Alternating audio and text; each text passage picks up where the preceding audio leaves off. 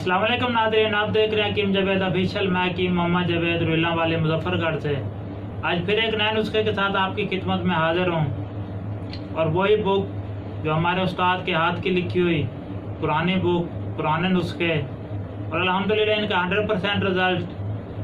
पहले भी मैंने 12 दफ़ा इसी बुक में से नुस्खे आपकी नज़र किए हैं। आज फिर एक नए नुस्खे के साथ आपकी खिदमत में हाजिर हूँ।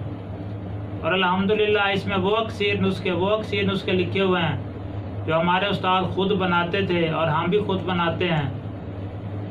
तो आप भी इन नुस्खों को बनाएं, दुखी इंसानियत की खिदमत करें और अल्हम्दुलिल्लाह बहुत अच्छा रिजल्ट मिलेगा।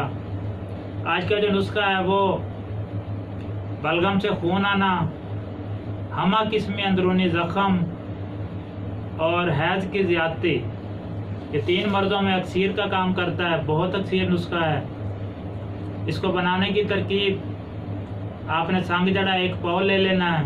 सांग जड़ा सलाखी हो, मट्टी ना हो उसमें, साफ़ सुथरा।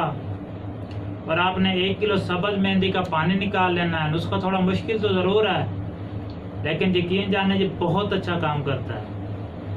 आपने 1 किलो सब्ज़ मेहंदी का पानी ले लेना है और 1 किलो आग के फूल।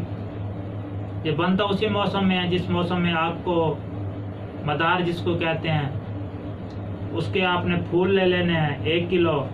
और मक्खन गाय का हो, ताज़ा मक्खन 1 पाव लेना है।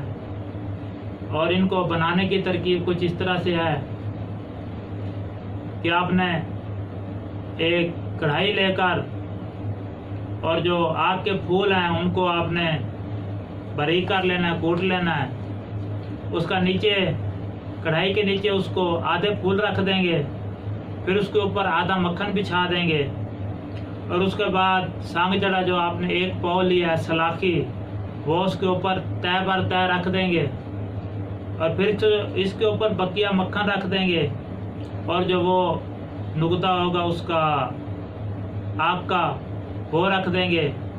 और आग के नुकते से पहले आपने मेहंदी का नुकता जो होगा वो नीचे रखना है। उसके बाद ऊपर आपने आग का नुकता रखना है, फिर मक्खन रखना है। और इसी तरतीब से आपने उसके ऊपर सांगजड़ा रख देना है। सांगजड़ा रखने के बाद फिर आपने मक्खन और फिर वो आग के फूल और ऊपर वो मेहंदी, बर्ग मेहंदी जो सब्ज़ आपने 1 किलो ली थी।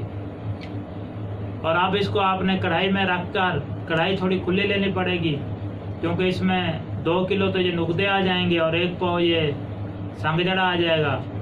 फिर आपने दूसरी कढ़ाई उसके ऊपर उल्टी रख देनी है और आपने कम से कम इसको 4 घंटे की आग देनी है, वो भी सिलेंडर की। पहला घंटा कुछ कम आग, दूसरे घंटे कुछ तेज़, तीसरे घंटे कुछ, चौथे घंटे में आपने तेज़ आग दे देनी है।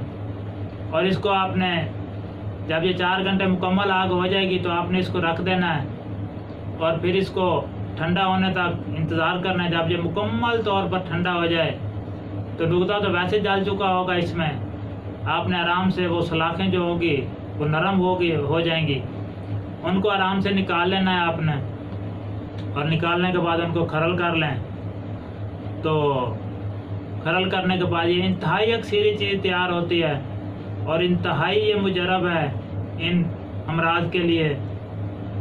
तो इसका मिकदार खुराक इसकी आपने तकरीबन वही छोटा कैप्सूल 25 नंबर का सुबह शाम इस्तेमाल कराना है। अगर तबीयत ज़्यादा ख़राब हो या बीमारी ज़्यादा पुरानी हो तो 3 टाइम भी दे सकते हैं, लेकिन बेहतर 2 टाइम है। सुबह शाम इसको गाय के दूध के साथ इस्तेमाल करवाएंगे, अल्हम्दुलिल्लाह बहुत अच्छा रिजल्ट मिलेगा। दुआओं में याद रखिएगा। हकीम जावेद ऑफिशियल देखते रहिएगा। जज़ाकल्लाह।